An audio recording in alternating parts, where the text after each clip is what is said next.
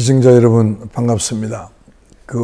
헐버트의 조선은 피어나리 김동진 선생님의 책을 이어서 소개를 드리겠습니다. 헐버트는 조선에는 학생뿐 아니라 일반인들도 읽을 만한 그런 책이 없다는 것을 매우 안타까워하면서 자신이 직접 근대 서적을 출판하기로 결심을 하였다고 합니다.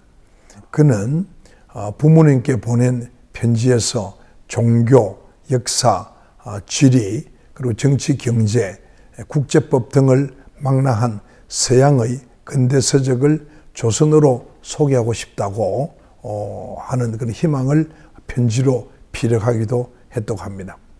헐버트의 결기는 결국 그 이후에 삼인필지의 저술과 그리고 교과서, 편찬 등의 결과물을 낳게 됩니다. 참 대단하지 않습니까?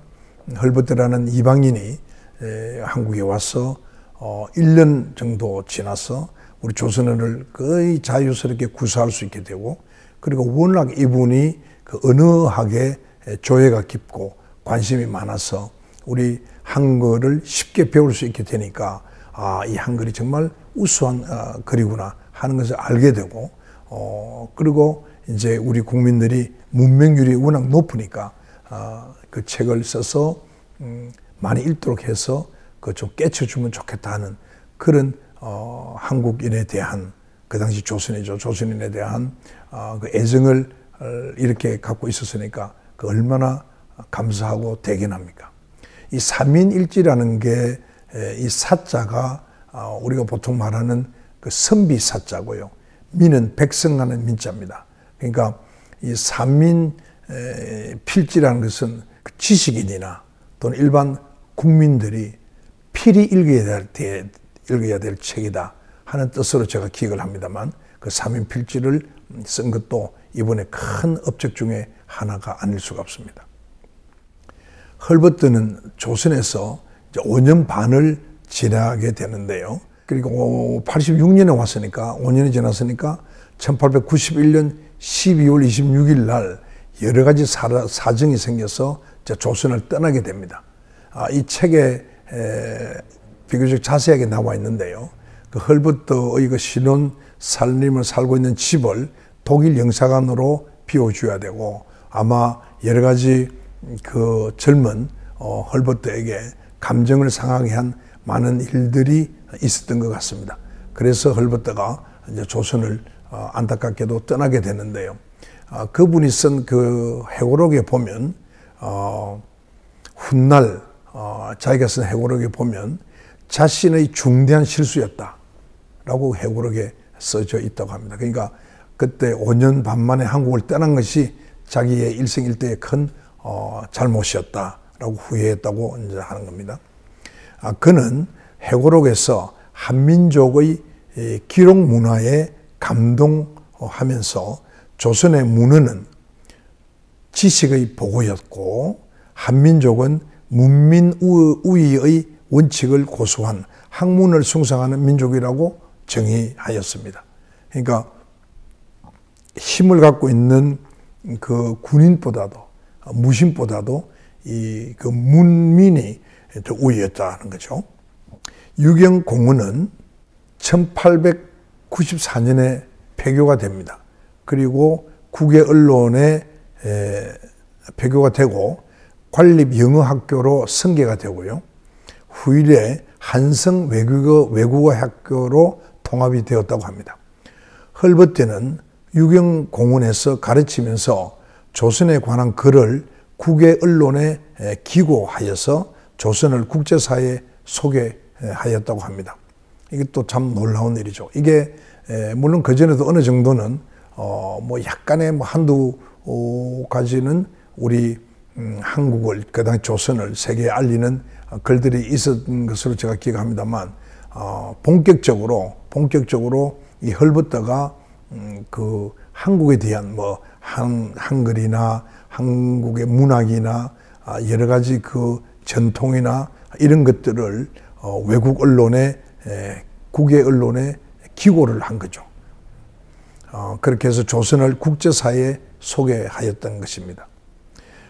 그가 조선에 처한 정치적인 현실, 그 당시 뭐 여러분 아시다시피 일본과 청나라, 러시아, 일본과 아주 그 복잡한 그런 일들이 있었지 않습니까?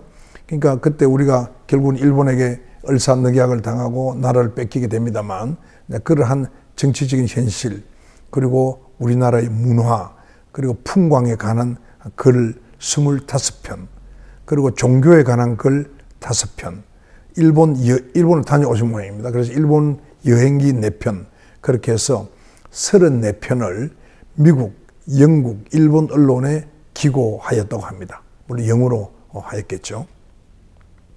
그 대전에 있는 대덕대학교의 황우선 교수는 헐버트는 기고문에서 특파원이라는 직함을 사용하였는데 최초의 국내 주재 특파원이었다, 이렇게 말씀하고, 조선 말기의 활동은 조선 최초의 언론 외교관이자 글로벌 시민정신의 선구자적 역할을 하였다고 학술 자료집에 평가를 한 바가 있다고 합니다.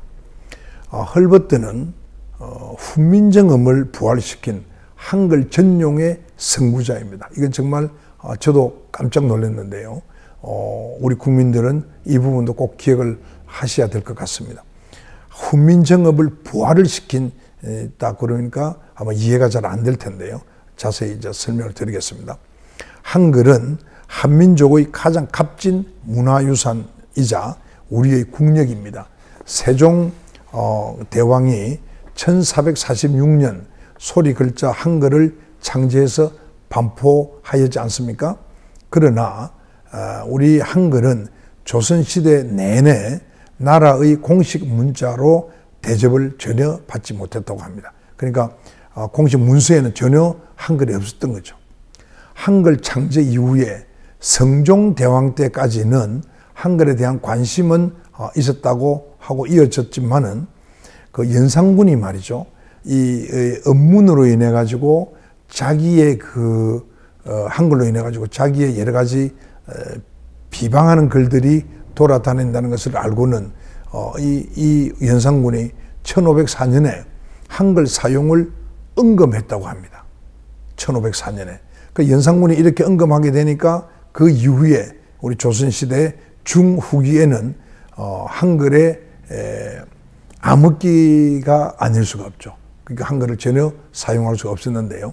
조선 사대부들은 한자를 많이 안다는 그런 우월감에 취해 있어가지고 한글 쓰기를 거부해왔고요. 그렇지만 민간 중에서도 특히 아녀자들, 부녀자죠. 부녀자들이 한글을 사용한 덕분에 한글은 생명력을 유지할 수 있었습니다. 이렇게 볼 때 우리 대한민국은, 오늘의 대한민국은 여성의 힘으로 이어져 왔고 오늘이 있었다, 이렇게 말할 수가 있죠. 해방 후에는 그 많은 교육열로 스스로 어머니들이 전부 다 자기 희생하면서 자제를 교육을 시키고, 그렇게 해서 오늘의 우리가 있고, 그렇기 때문에 지금 우리 사회가 여러 가지 그 물질 중심 사회로 바뀌면서 가치가 상실되어서 여러 가지 문제가 생기고 있습니다만, 저는 이것도 빠른 시일 내에 우리 대한민국의 여성들이 바로잡아 주지 않겠느냐, 그렇게 제가 희망을 하고 있습니다. 예를 들면 지금 사치하고 허영하고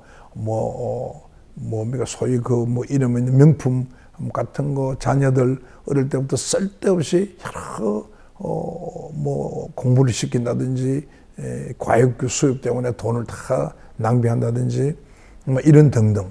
그것이 나아가니까 결혼도 하지 않습니까? 결혼을 해도 아이도 안 낳으려고 그러고요. 왜냐하면 그거는 돈 중심으로 자기 편하게 살려고 하니까 자식을 키우고 하는데 얼마나 힘듭니까? 그냥 돈도 들고. 그러나 그 이상의 행복을 가질 수 있다는 그런 가치는 저는 생각하지 않는 그런 시대에 지금 우리가 놓여져 있습니다만은, 저는 우리 업문을 이렇게 살려내어서 오늘날 한글 덕분에 일본에 우리가 36년, 40년 나라를 빼앗겨도 나라가 죽지 않고 이렇게 대한민국으로 다시 부활한 이런 것도 여성들의 힘이라고 제가 이 책을 읽으면서 더 알 수 있게 되었는데요. 그렇기 때문에 저는 우리 여성들이 대한민국의 주인이라고 저는 생각을 합니다. 그래서 언젠가는 이 주인의식을 가지고 우리 사회를 정말 정신과 물질의 그런 균형과 조화를 이루는 그러한 아름다운 가치가 높은 가치로운 그런 선진국이 되는 데 큰 역할을 할 것이다. 저는 그런 믿음을 가지고 있다는 말씀을 차지해 드립니다.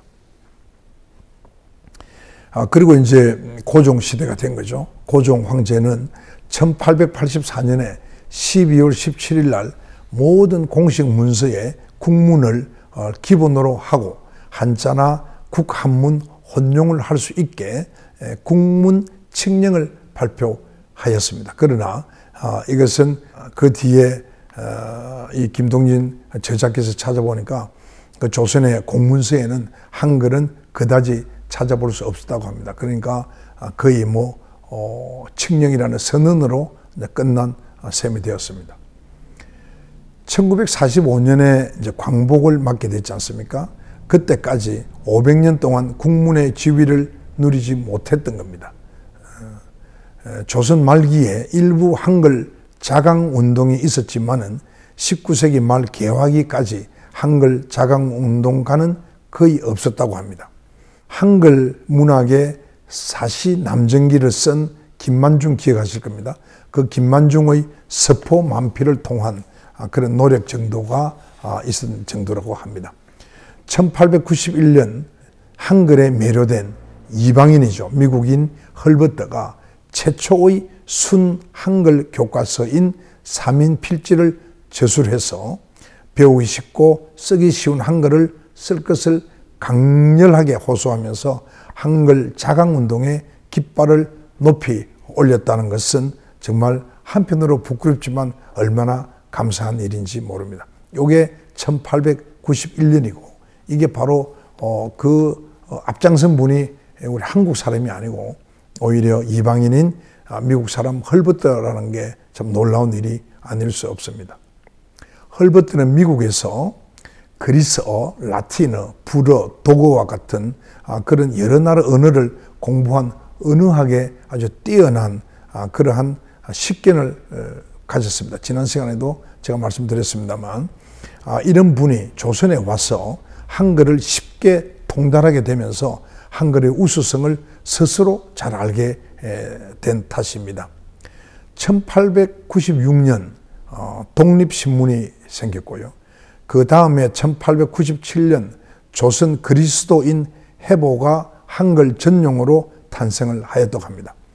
그리고 9년 후입니까? 1906년에 주시경 선생이 대한국어문법을 저술하고 이듬해 고종의 윤허를 받아서 국문연구소가 설치됩니다. 이 국문연구소에서 우리가 1908년에 맞춤법을 정비하고 또 한글 사전을 편찬하는 등 한글 발전에 온 힘을 다하는 조선의학회가 태동하게 되었습니다.